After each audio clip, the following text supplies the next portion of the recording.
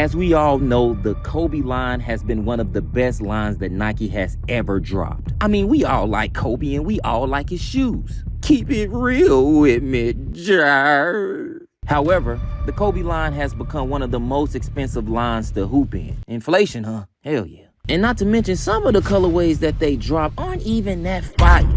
I mean, some of the ones that you see Vanessa with kind of hard though, I ain't gonna lie. So the question is, should you really be paying this much for Kobe's when you can get 500 McChickens instead? Well, there's only one way to find out. Let's talk about it, jerks. If there's one word I could use to describe the Kobe line, that word would be amazing. If there's one word I could kind of use to describe the Kobe Protros line, I'm not gonna lie, that one word would be expensive. Man, these shits high, god.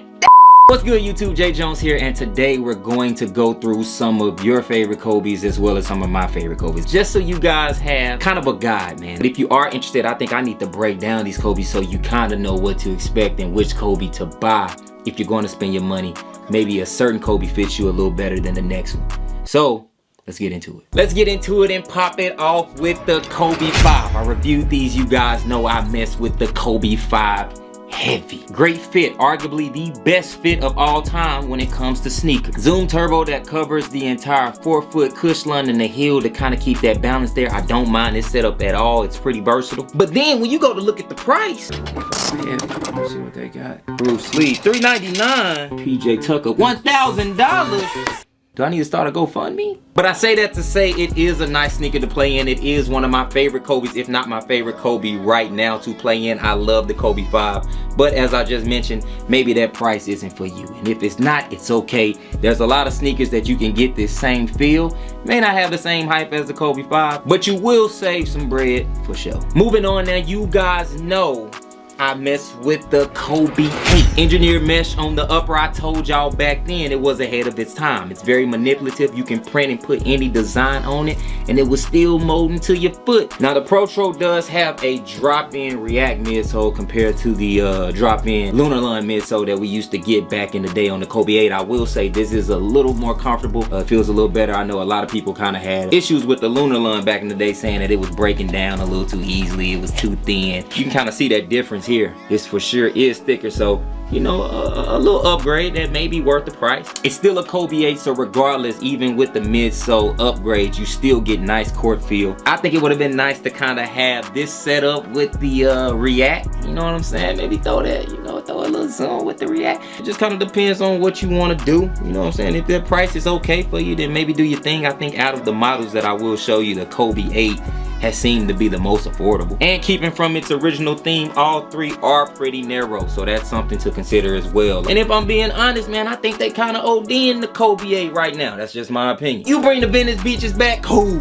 Everybody knew, you know what time it is for the Venice Beach. We know that, we know that. But these court purple joints with the 8 and the 24 as the up, keep it a bean. No. Now be real with me though. Keep it a bean. Y'all can't tell me them not mid though. Big mid though. I don't think Kobe approved. It's just me. I kind of go back and forth. Sometimes it's second place, sometimes it's third. But I think you guys know the Kobe 6 has always been fire. Perfect for all guards, those who are light on their feet, you know what I'm saying? That quick tween, that step back, hezzy, hey, you're gonna be able to do all that in these, and that's what I really like about them. Pretty much identical to the same cushioning setup that was found on the 5. And then you have the scaly snakeskin upper and material choice to kind of play on the Mamba theme. Even with this looking as cool as it does, it still provides a great amount of functionality at the same time. It's still flexible, which is dope. They do a good job with the color schemes on the 5 and the 6, especially the 6. They keep it simple and they always look dope. But then you look at the price and you go, if I sell my cool gray 11s, who make a video, get it back, refinance my car or my house. So if you can afford a pair, just like the Kobe 5, the Kobe 6 is one of the best Kobe's to hoop in, and you really will enjoy it. Now another Kobe I've been seeing a lot of people kind of ball in. It's been a Kobe that's been kind of dropping consistently, so I wanted to talk about it. I'm gonna be honest, it's not my favorite Kobe to play in, and that's the Kobe 4. The cushioning system is kind of opposite of the Kobe 5 and the Kobe 6. You don't get anything in the forefoot, but you do get zoom in the heel if I'm not mistaken. I just feel like the other Kobe's kind of outperform the Kobe 4.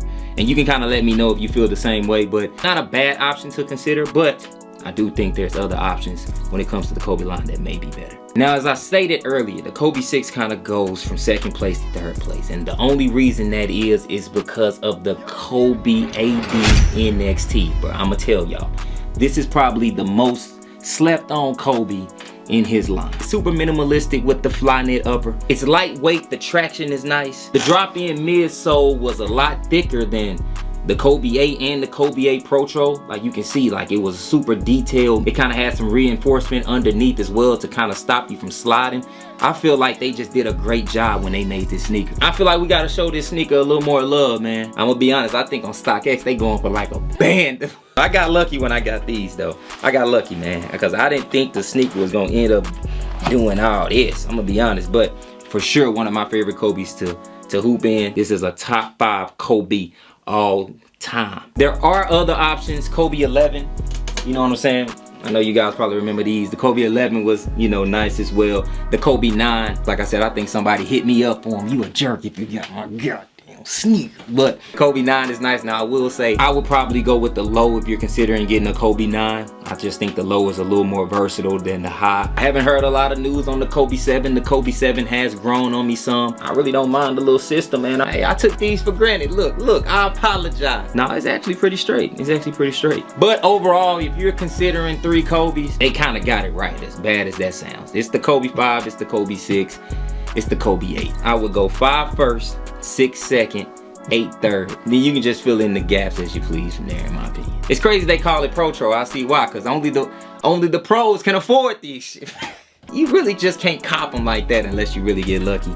And you know what I'm saying? Maybe some of y'all do, you get lucky all the time. But me, this is just a matter of kind of collecting over time, man. I think the Kobe karma has just been falling in my favor due to liking the silhouette before it became too expensive and too popular. So, you know, I've been getting lucky as well. Use this as a guide, man, before you start buying these Kobe's, or if you're interested in buying a Kobe, then watch this video. Use this as a way to know what to expect from the sneaker in comparison to the price. You know what I'm saying? I was showing you kind of the lowest price that I saw on StockX, but then I also wanted to kind of break down some of the technical aspects and some of the features that, you know, each Kobe has to offer. Also, this is the last week of the AE1 giveaway. Be sure to go to neverfold.shop to get your wristbands, get your hoodie, get your tee, and your name will be entered in the giveaway to win a free pair of AE1s.